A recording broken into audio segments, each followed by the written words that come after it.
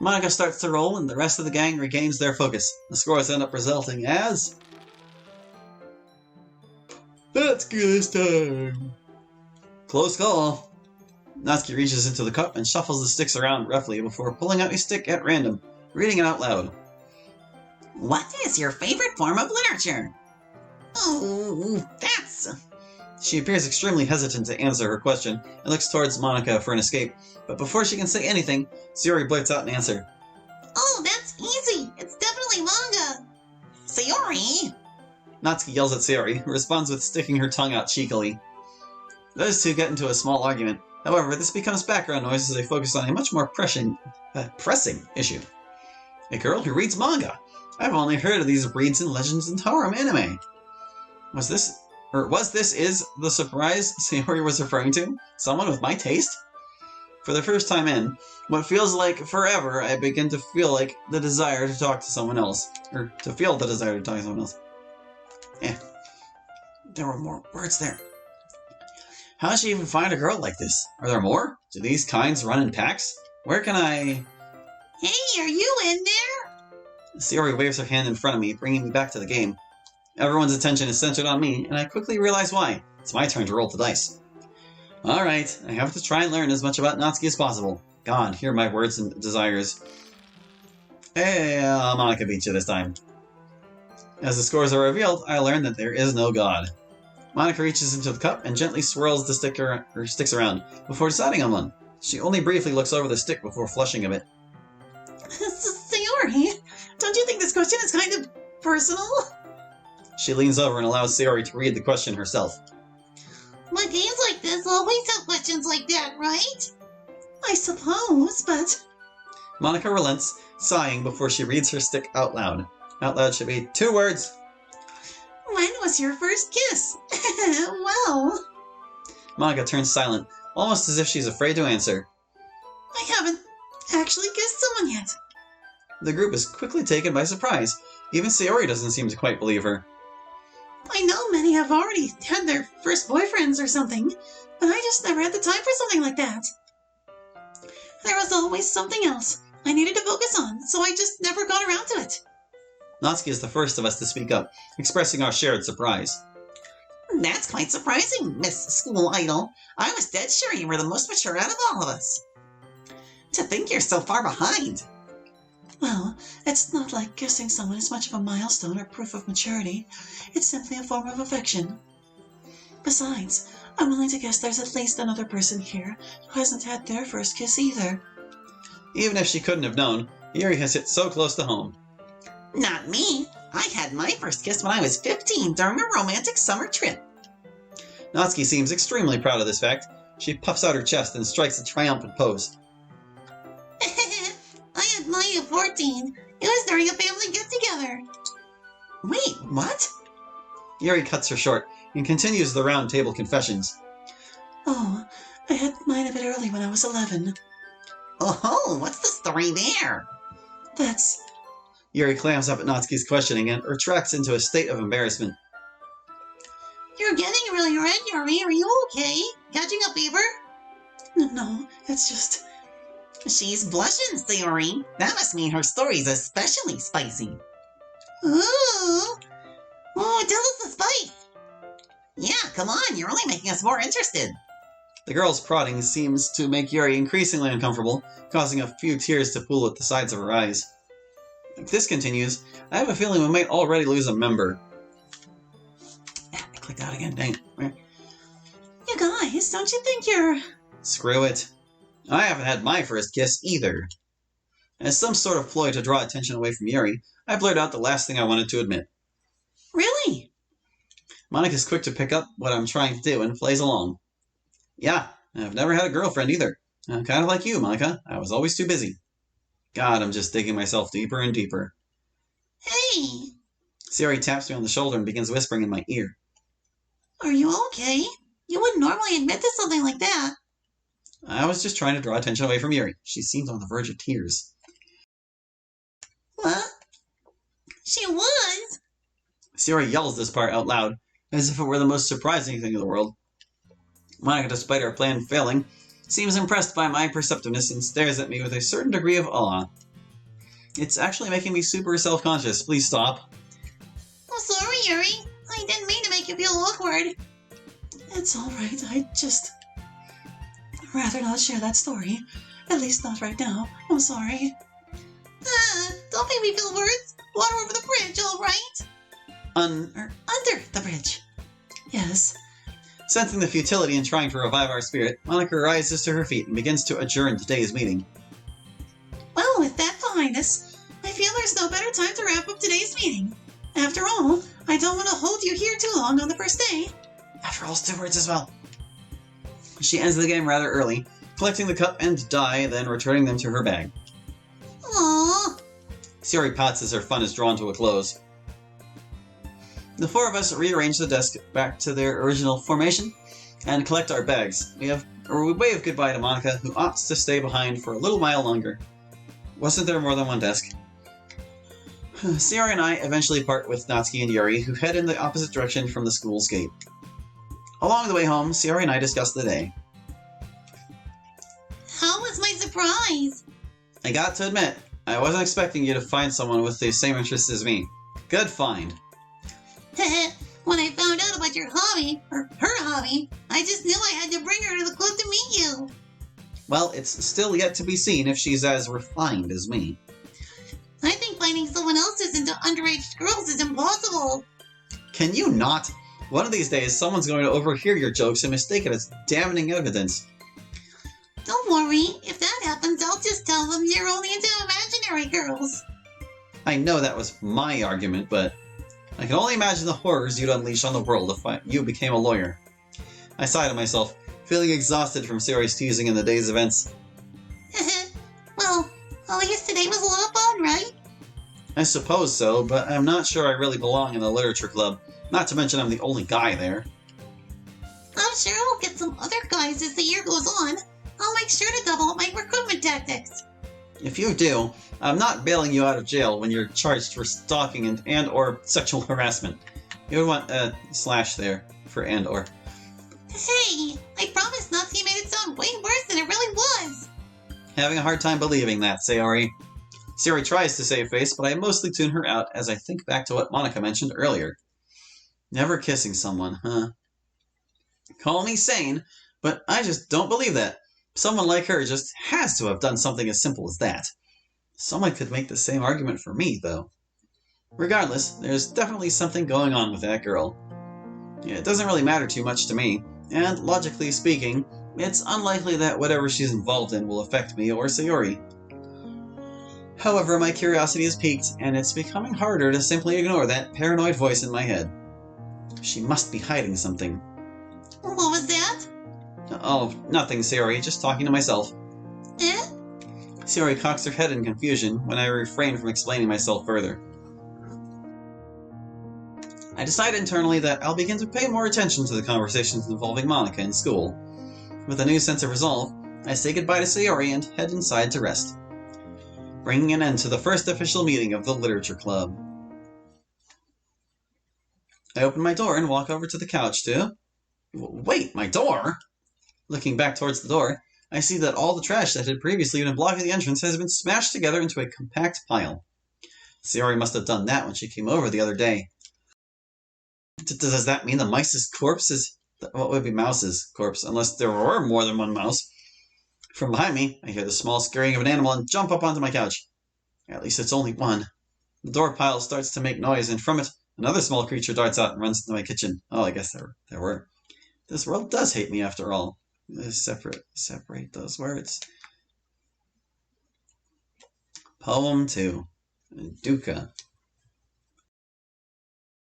I don't know what that word means. I can't really read those words very well against that white window. Hello, and welcome back once again to the Poet of the Day. Oh, Sayori was right, the title is a bit broken. Hold on a second. There we go, much better. You made it disappear. Anyways, today I will be your host as Sayori is currently very busy. In case you didn't know, allow me to introduce myself. I am Monica, and I'm the Literature Club's president. You see, it's always been a dream of mine to create a place where people could come and share their love of literature, And one day, I happened to hear about club registration and... Monica, please. I can't be here too long. I'm worried Sayori might get a bit too curious and start sniffing around my bedroom. Sorry. Why don't we get started on today's fact, Today's featured poet is... Sherman Alexie. While he might not be extremely famous, especially when compared to Edgar Allan Poe... You spelled Edgar... It's Edgar Allan Poe now. He has left quite an impression upon the literary world. Being raised on the Spokane Indian Reservation, Sherman was born into a life filled with Native American art and traditions. Unfortunately, Sherman faced a lot of difficulties at a young age, having had a set of alcoholic parents and being born with hydrocephalus. As a result, his head was larger than normal kids, and he suffered teasing by his peers. Not to mention, due to his health problems, he often had to be excluded from traditional rites of passage that the other children would participate in. Rites of passages? I'm pretty sure rites of...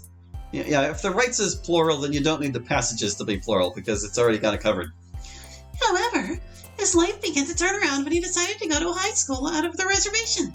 There, he achieved many accolades and played on the school's basketball team. These successes would win him a scholarship to Gonzaga University, where he would pursue a career in medicine. Though he would soon find out that he is quite squeamish and switch his major to law, which he also didn't find too suitable. Would soon find out. Having found himself lost in life, he began to find comforts in literature classes and alcohol. He would go on to drop out of Gonzaga and enroll in Washington State University, falling under the mentorship of Alex Killow, a respected poetry teacher at the school. From there, his love of writing would come in full force, pursuing his first publication. Having been born on a reservation, Sherman draws a lot of inspiration from his life for his poems.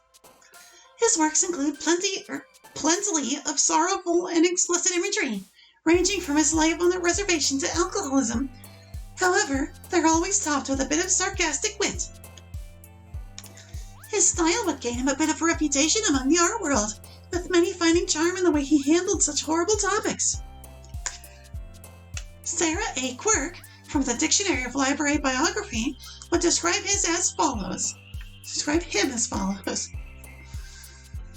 A blend of elements of popular culture, Indian spirituality, and the drudgery of poverty-ridden reservation life to create his characters in the world they inhabit. Some of Sherman's most notable works include The Lone Ranger and Tonto Fistfight in Heaven, and The Absolutely True Diary of a Part-Time Indian. However, things came to a halt for Sherman's life, and as in 2018, he was accused of a few cases of sexual harassment, which he later gave a statement about via Facebook. Regardless of the truth of these claims, they came with heavy fallout for Sherman's legacy and reputation. The Institute of American Indian Arts would rename their Sherman Alexie Scholarship to the MFA Alumni Scholarship.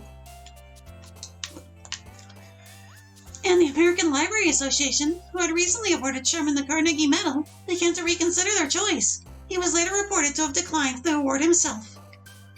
Despite his reputation in recent years, it's fair to say that Sherman Alexie has definitely become an icon within the art world, due in part to his lineage. Having risen up from a childhood of torment and finding his path despite being lost in his adolescence, Sherman Alexie achieved a miraculous success.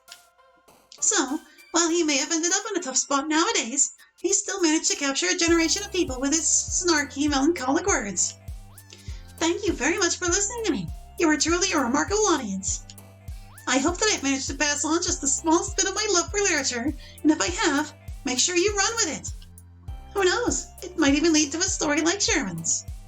Well, hopefully one without the later bits. Stay tuned for more poets and hopefully less crippling alcoholism. Later!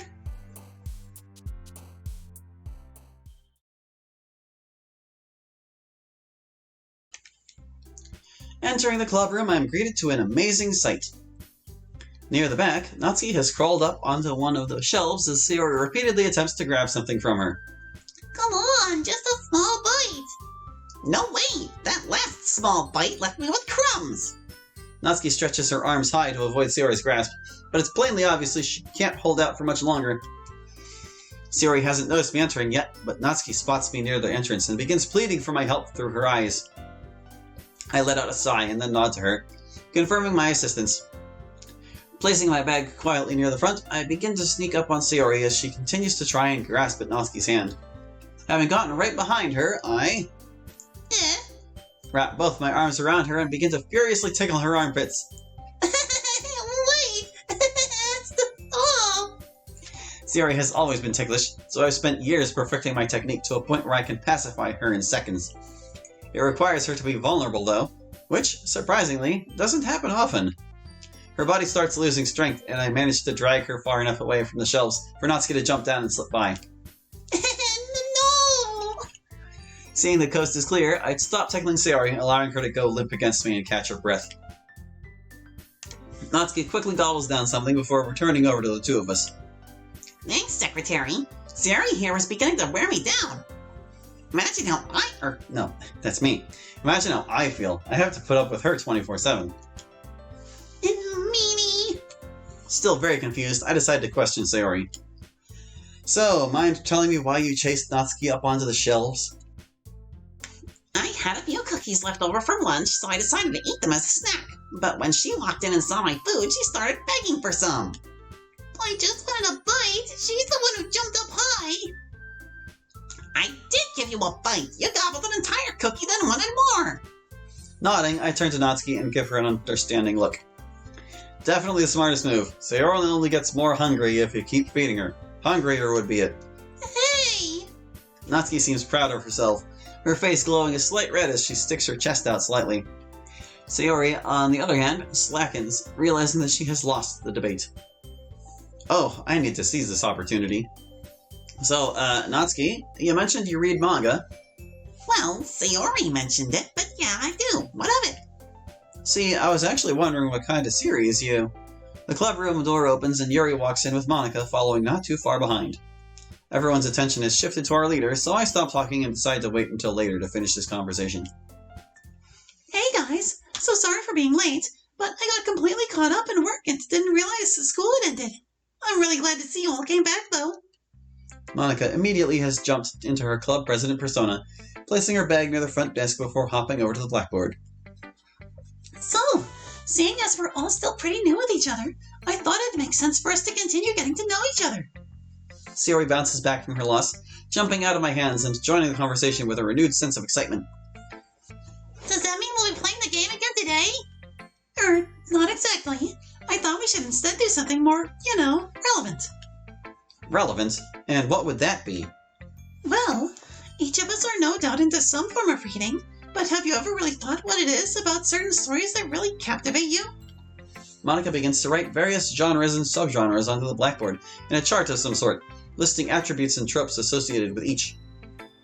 Every genre in writing has various traits, tropes, or general writing styles that make us drawn to them. For instance, horror typically uses descriptive imagery and people's desire to understand the unknown to lure into their audience. Or to lure in their audience, rather. It's these aspects that work together to create what we love about our favorite stories. Monica showcases that same love of literature I had seen during our preparations. I start feeling guilty for joining. And I'm sure an insect would be more interesting to talk to than me. I look to my sides and find that the other members are just as amazed by Monica's speaking, looking at her with the same revere as one would hold to a goddess. So, I thought we could share what traits or even what specific genres we love and learn about each other like that. She places down the piece of chalk and begins scanning the row for someone to call upon, signaling me to seek shelter behind Sayori. I'll prolong embarrassing myself as long as I possibly can. Yuri, why don't you start us off? Yuri is snapped from her mesmerized state and takes a moment to think before starting. Well, I've always had a deep respect for fantasy stories. That was about the last thing I expected from you. You were striking me as more of a mystery novel fan. I suppose I don't read that many of them, but I admire the way one composes such stories. Seeing how different writers create different interpretations of concepts, such as magic or divinities, or how they paint the world's history and setting. Yuri looks to have awakened some inner passion and begins to talk much more composed than she had prior. In this moment, I am reminded of the beauty she held during our first encounter in the library, finding myself lost in the same trance as well. Writers can spend a great deal of time drafting and weighing in what ways each of those play into each other and how they affect the motivations of the characters or the plot. Through this, a world completely alien to our own can come to be fully fleshed out and completely immerse you. Completely. Of course, it isn't nearly as simple as I make it sound. There are a great deal of factors that can go into even the most asinine features. A good writer is one who is able to refine their ideas around these obstacles and execute them in a way that is entertaining and satisfying to the audience. Taking a deep breath, she slows down from her literary high and falls back into her usual timid demeanor. I'm sorry if I sounded a bit pretentious. Pretentious is spelled with a T, not a C. I tend to get too wrapped up in my own head sometimes. No, that was wonderful, Yuri. I had no idea you were so smart. It's nothing, really. I wouldn't even call it intelligence, since it was just my opinion. You shouldn't disregard yourself so quickly, Yuri. That was genuine passion I felt there. I'm glad that you were comfortable enough to share some of it with us. Yeah, you really have it all, don't you, Yuri? Beauty and brains. All the praise makes Yuri sheepish, and she turns away from us while trying to hide herself behind her own hair. Sayori and Monica try to encourage her to share more, however they aren't successful, and Monica decides to move on to someone else.